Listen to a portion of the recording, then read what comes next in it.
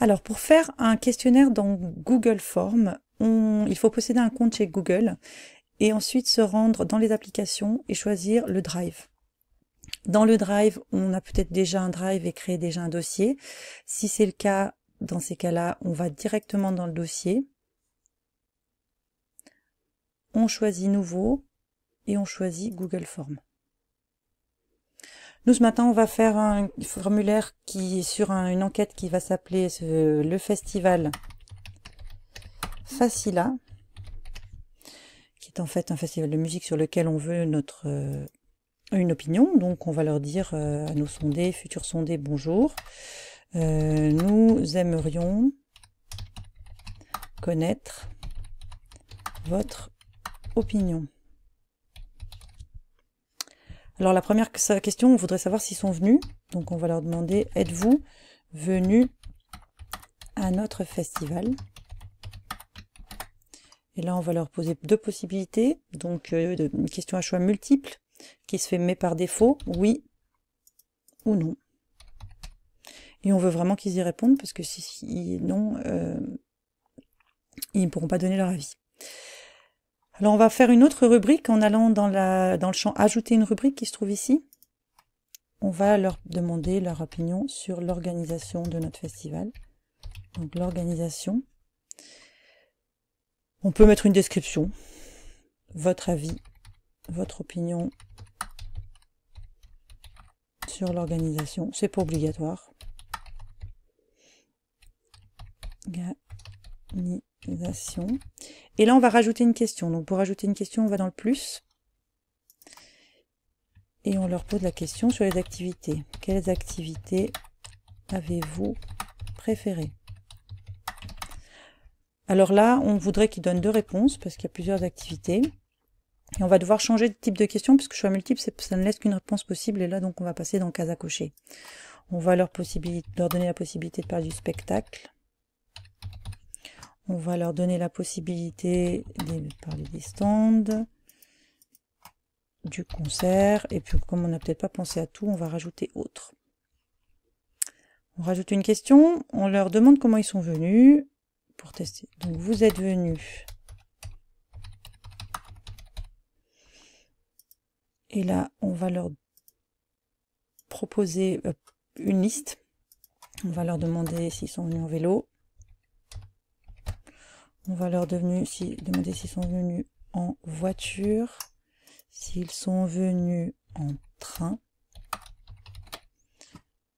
s'ils sont venus à pied. Voilà.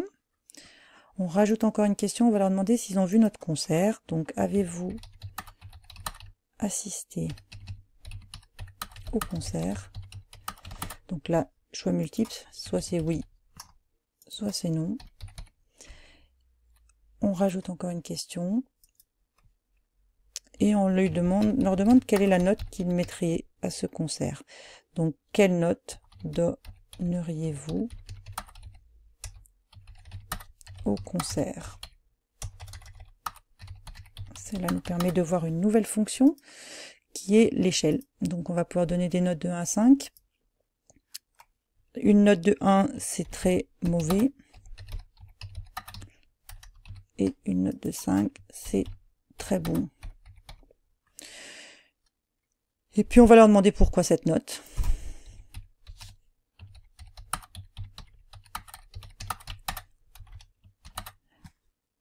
Et là, on va leur demander un petit paragraphe, un petit texte. Alors, paragraphe, c'est plus long, réponse courte, ça nous suffit, parce que quelques mots nous suffiront. Je pense que pour cette section, c'est fini. On va en créer une nouvelle, qu'on va appeler votre avis. Et là, on aimerait qu'ils donnent leur avis sur différents facteurs. Donc, on va rajouter une question. Et cette fois-ci, on va leur demander, pouvez-vous nous dire ce que vous avez pensé de... Et là, on va leur demander plusieurs questions. Donc, on va utiliser la grille à choix multiples.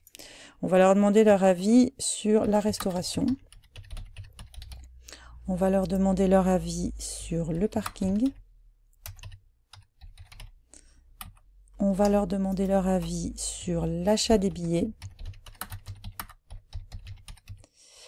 voilà. Et donc on va demander s'ils sont très satisfaits. On va leur demander s'ils sont juste satisfaits, s'ils sont pas satisfaits ou s'ils sont pas du tout satisfaits. Voilà. On rajoute une dernière rubrique pour savoir qui ils sont. Donc, qui êtes-vous? Et là, on va rajouter la possibilité, donc vous êtes un, donc là, un choix multiple, une seule réponse, un homme, une femme. Et on va aussi leur demander leur âge. Donc votre âge. Et là, on va leur donner la possibilité de dire qu'ils ont entre 10 à 20 ans, 20 à 30 ans, 30, 40, 40, 50, et puis 50 et plus. Et là aussi, on laisse le choix multiple. Comme on est poli, on rajoute une dernière rubrique pour les remercier. Et donc là, on rajoute merci pour vos réponses. Donc pas de questions. Par contre, si on veut, on peut rajouter une petite photo, une image, comme on aurait pu le faire d'ailleurs au-dessus. A priori, on a fini avec nos questions. Maintenant, si on remonte, on se dit que ceux qui nous ont répondu non, on n'a pas forcément envie qu'ils fassent tout le questionnaire. Donc on va aller ici, dans le bouton situé en bas, et on va dire accéder à une section en fonction de la réponse. Donc ceux qui nous disent non, finalement, bah, soit ils vont envoyer le formulaire, soit on va leur dire merci, soit on va leur dire qui êtes-vous. On va dire que là, on va leur dire merci. Et puis, ceux qui sont venus au concert, on va pouvoir leur demander une note, par contre les autres non. Donc idem, on va ici, on clique sur ce bouton, on accède pour permettre en fait à ceux qui ont dit non de passer à la question, directement à la question sur la vie. Ça nous paraît pas mal, donc pour voir à quoi ressemble notre questionnaire, on va dans l'œil, l'aperçu. Et là on a la possibilité de tester les questions. Donc êtes-vous venu? Ben oui. Ensuite, votre opinion, vous voyez là on a la possibilité de mettre deux choses. Êtes-vous venu? Voilà mon menu déroulant, je suis venu en voiture, j'ai assisté au concert et c'était pas trop... C'était bof, on va dire, mon concert. J'ai été satisfait de la restauration, pas trop satisfait par le parking, par contre très satisfait de l'achat des billets. Je suis une femme et je suis très jeune, j'ai entre 10 et 20 ans.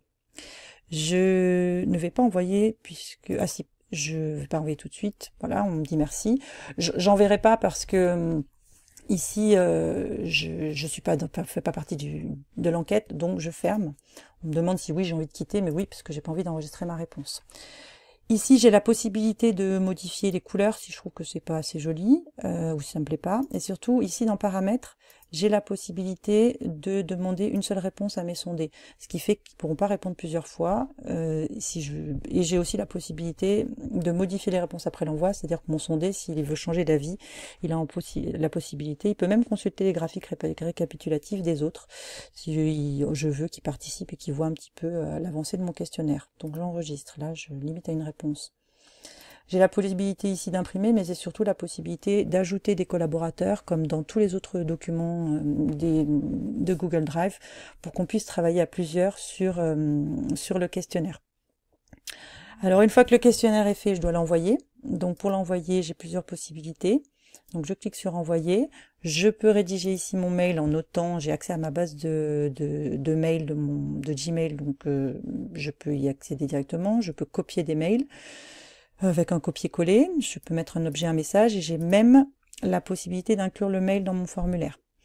Pour certains, c'est plus simple de partager avec les réseaux sociaux, donc Google me donne cette possibilité ici, Google+, formulaire Facebook ou Twitter. J'ai aussi la possibilité d'avoir un lien, donc je peux raccourcir, ce qui me permet en fait avec le CTRL-C de copier et de le mettre directement dans une liste de diffusion que j'ai déjà créée. Alors ici, moi, j'ai déjà saisi des réponses pour que ça aille plus vite. Donc une fois que mes sondés ont répondu, je vais revenir directement sur mon questionnaire. Donc là, j'avais les questions. Maintenant, je veux voir les réponses. Donc les réponses, elles sont ici. Et les réponses, donc moi j'ai saisi 10 réponses, je les vois directement apparaître sous forme de graphique. D'accord ? ce qui est très intéressant. Mais pour les tris, c'est très intéressant, surtout pour les tris à plat, qui me donnent directement la réponse à chaque question. Pour les tris croisés, je vais passer dans le formulaire donc Google Sheet que j'ai trouvé ici, donc la feuille de calcul. Et ici, j'ai la possibilité de faire des traits croisés. Alors pour faire les traits croisés, ce que je dois faire, c'est déjà sélectionner toutes mes données. Ici, voilà. Et ensuite, donc d'aller dans Données et d'aller dans Tableau croisé dynamique. Donc dans Tableau croisé dynamique, je vais pouvoir ajouter une ligne. Donc par exemple, moi j'ai envie de savoir si ce sont les activités préférées des hommes et des femmes. Donc je vais aller dans Activités préférées. Je vais ensuite aller dans Vous êtes.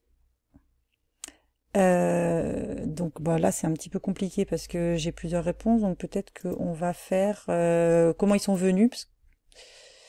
Donc on va tout fermer. On va ajouter hop. Comment êtes-vous venu à notre festival?